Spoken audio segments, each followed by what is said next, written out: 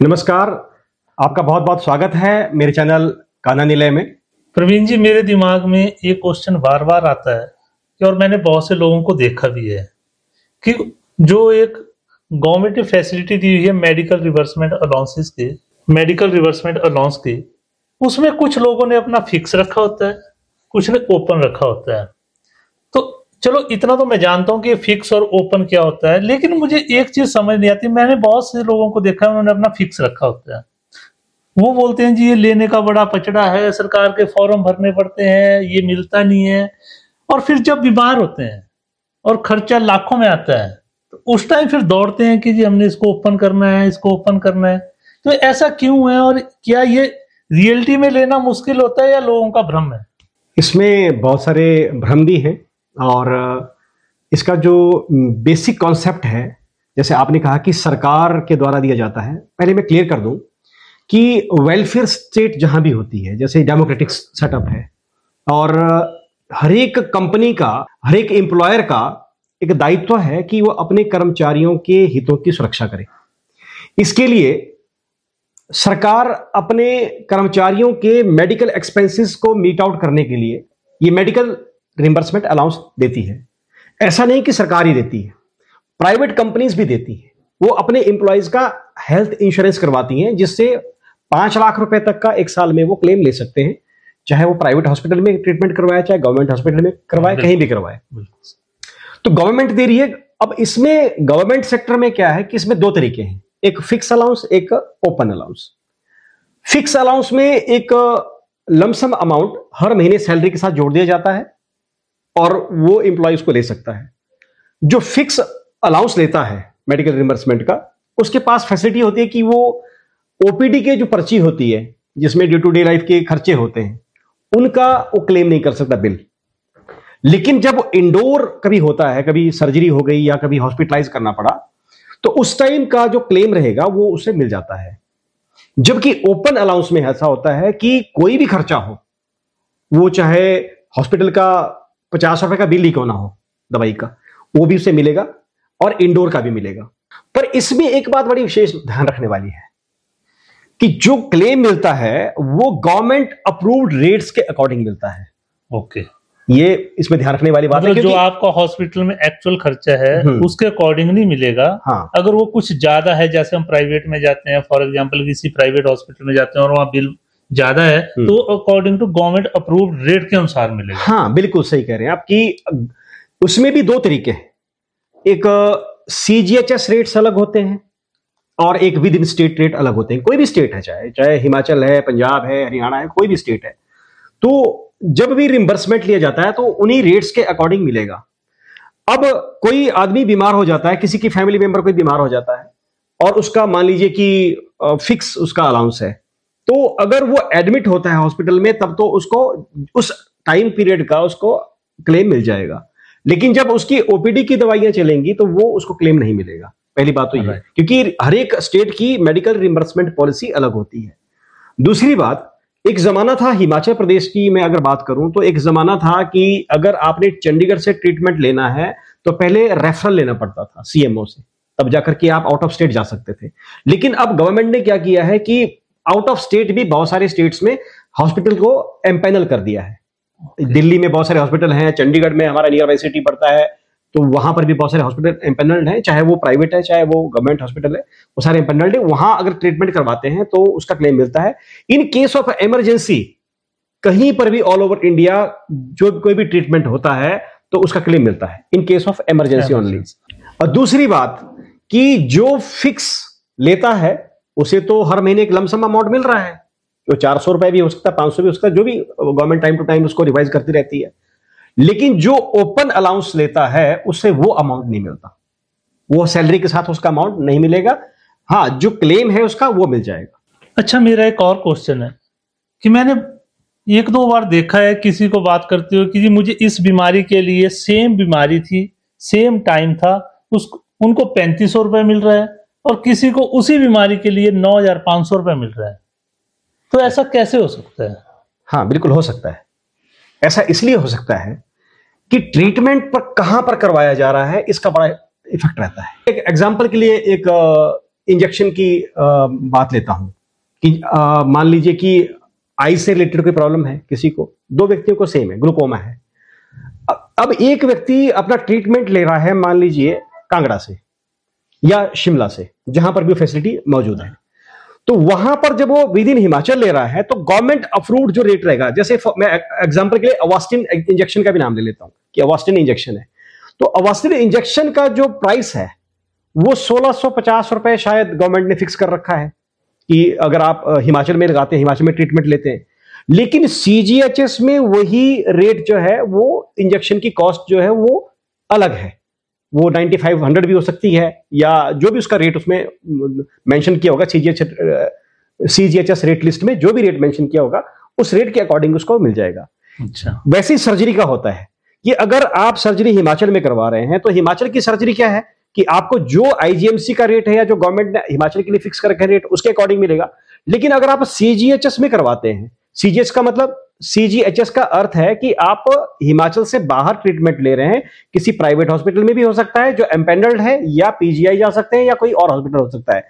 तो वहां पर अगर आप कोई ट्रीटमेंट ले रहे हैं तो फिर आपको रेट जो सीजीएचएस का रेट लिस्ट में रेट लिखा होगा उस बीमारी का, उस ट्रीटमेंट का, वो रेट आपको मिलेगा। और हो सकता है ज्यादातर केसेस में वो ट्रीटमेंट विद इन हिमाचल से ज्यादा होता है, तो इसलिए वो उस सेम ट्रीटमेंट में ऐसा हो सकता है कि किसी को कम पैसे मिले हो, किसी को ज्यादा मिले हो, डिपेंड करता है कि ट्रीटमेंट कहां पर हुआ है। अच्छा, मेरा एक और क्वेश्चन रह गया कि ऐसा लोग करते क्यों हैं कि कुछ ने फिक्स रखा है, कुछ ने ओपन रखा है, तो वो जो ओपन वाले वो कहते हैं जी इसको लेना बड़ा मुश्किल होता है, तो क्या ये रियलिटी में ऐसा ही है? नहीं, मुझे नहीं लगता ऐसा। सिर्फ एक फॉर्म फिल करना होता है, मेडिकल रिइंबर्समेंट फॉर्म होता है, HPTR6 होता है, उस फॉर्म को फिल करना होता है, डॉक्टर से उसको सर्टिफाई करवाना पड़ता है। एक छोटा सा काम होता है, वो जरूर होता है। अगर आप उस काम को करवा सकते हैं तो कोई समस्या नहीं है, लेकिन अगर आप उस फॉर्म को फिल नहीं करवा सकते हैं तो फिर समस्या है, फिर तो वो पास नहीं होगा। दूसरी बात, जब आप उस बिल को सबमिट करते हैं तो अपने डीडीओ के पास जब आप सबमिट करते हैं तो डीडीओ उस बिल को चेक करेगा, देखेगा कि एज पर गवर्नमेंट नॉर्म्स उसमें डिडक्शंस, उसमें कट भी हो सकती है, तो उसमें डिडक्शंस भी हो सकती है, कट लग सकते हैं, क्योंकि डीडीओ ने चेक करना है अल्टीमेटली कि ये क्या हो रहा है, इसमें कोई गलत उसमें क्लेम तो नहीं है। उसको वो जो भी करेंगे वो एडजस्ट कर लेंगे उसको। उसके बाद बिल ट्रेजरी में सबमिट होता है, और ट्रेजरी में सबमिट होने से पहले जैसे डीडीओ बिल क्रिएट करता है, तो बिल क्रिएट करती बार क्या करती है सरकार कि अब ऑनलाइन फैसिलिटी हो गई है, तो वो सारा का सारा डेटा हेड ऑफिस में चला जाता है। वहां से हर महीने या 2 महीने में एक बार बजट अलॉट होता है। जैसे बजट एलोकेट हो जाता है फिर वो बिल ट्रेजरी में सबमिट होता है और बड़ी इजीली वो बिल मिल जाता है। इसमें ऐसे कोई झंझट वाली बात नहीं है, पर सिर्फ बात यह है कि आपको क्या ठीक लग रहा है, आपकी कन्वीनियंस क्या है। अगर आपको लग रहा है कि मैं ओपन में ठीक हूं, अगर आपको लग रहा है कि मैं फिक्स में ठीक हूं, तो आप वैसा भी ले सकते हैं। ये सभी एम्प्लॉयज की अपनी अपनी विल होती है। अच्छा, एक और क्वेश्चन है, जब एम्प्लॉयज को गवर्नमेंट दे रही है, या आपने जैसे भी बोला कोई भी हर एक एम्प्लॉयर अपने एम्प्लॉयज को देता है, फिर भी लोग हेल्थ पॉलिसीज ले रहे हैं प्राइवेट कंपनी से, एम्प्लॉयज भी बहुत ले रहे हैं। बिल्कुल। तो ऐसा क्यों है कि जब उनको वहां पे मिल रहा है तो वो हेल्थ पॉलिसीज की तरफ भी जा रहे हैं, और हेल्थ की अवेयर होना बहुत जरूरी है। आपका क्वेश्चन बड़ा वैलिड है। देखिए, हेल्थ पॉलिसी की अपनी एक अलग इंपॉर्टेंस है। वो क्या इंपॉर्टेंस है, मान लीजिए कि अभी मुझे कुछ हो जाता है या मेरी फैमिली में किसी को कुछ हो जाता है, तो मैं अगर मुझे अभी के अभी हॉस्पिटल जाना है, पहली बात तो मुझे अपफ्रंट पैसा चाहिए मेरे अकाउंट में, भले ही मुझे बाद में और रिम्बर्स हो जाए, लेकिन अभी मुझे अपफ्रंट पैसा चाहिए। दूसरी बात, अगर मैं गवर्नमेंट एम्प्लॉय हूं तो मुझे रिस्ट्रिक्शंस क्या रहेंगी, गवर्नमेंट अप्रूव्ड रेट्स की। अगर मैं प्राइवेट कंपनी का एम्प्लॉय हूं तो मुझे रिस्ट्रिक्शंस क्या है कि मैं अप टू 5 लाख तक ही कर सकता हूं, ठीक है। लेकिन अगर हेल्थ पॉलिसी है तो आपकी कोई रिस्ट्रिक्शंस नहीं है, आपको कोई अपफ्रंट पैसा नहीं देना है, आप सीधा हॉस्पिटल में जाइए, महंगे से महंगे हॉस्पिटल में जाइए, बढ़िया से बढ़िया हॉस्पिटल में जाइए, अच्छा ट्रीटमेंट लीजिए, कोई प्रॉब्लम वाली बात नहीं है। और दूसरी बात एक और है, अगर आप देखेंगे जो डेवलप्ड कंट्रीज जितनी भी हैं, चाहे आप यूएस ले लो, कनाडा ले लो, ऑस्ट्रेलिया ले लो, अगर कोई यहां से जाता भी है स्टूडेंट वीजा पे जाता है तो उनको हेल्थ पॉलिसी पहले लेनी पड़ती है, कंपल्सरी है, ठीक है। तो क्यों कंपल्सरी? क्योंकि डेवलप्ड कंट्रीज में हेल्थ इंश्योरेंस हर एक सिटीजन के लिए मैंडेटरी है।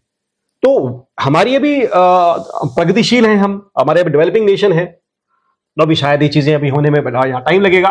पर मेरा मानना तो ये है कि भले ही कोई गवर्नमेंट सर्वेंट हो चाहे प्राइवेट कंपनी में काम करता हो, लेकिन हेल्थ इंश्योरेंस लेना बहुत जरूरी है, बहुत इंपॉर्टेंट है। उसकी इंपॉर्टेंस तब समझ में आती है जब आदमी को फंसती है, जब उसको उसकी हॉस्पिटल के चक्कर काटने पड़ते हैं, तब आदमी को पता चलता है कि हेल्थ इंश्योरेंस कितनी इंपॉर्टेंट है। कुछ एक टाइम तो ऐसा होता है कि पहले आदमी बोलते हैं मैंने लेनी नहीं है, और जब हॉस्पिटल में जाते हैं तो फिर बोलते हैं दिला दो, फिर मिलती नहीं, फिर कंपनी देती है, फिर मिलती नहीं है, फिर कंपनी देती बिल्कुल, क्योंकि कंपनी बेवकूफ थोड़ी है कि वो जब बीमार होने के बाद पैसा और देती। इसमें एक चीज और ऐड करना चाहूंगा कि मैंने बहुत से लोगों को देखा है कि हम हेल्थ पॉलिसीज इसलिए नहीं लेते कि हम बीमार हो जाएं, या हम गाड़ी की इंश्योरेंस इसलिए नहीं करते कि इसका पक्का एक्सीडेंट हो जाए। लेकिन मैंने बहुत से लोगों को देखा है कि अगर 3-4 साल उनका क्लेम नहीं आता है हेल्थ का, तो प्रीमियम देना ही छोड़ देते हैं। हाँ बिल्कुल, कि मैं बीमार हुआ ही नहीं, तो इसका क्या मतलब था कि हमने बीमार होने के लिए।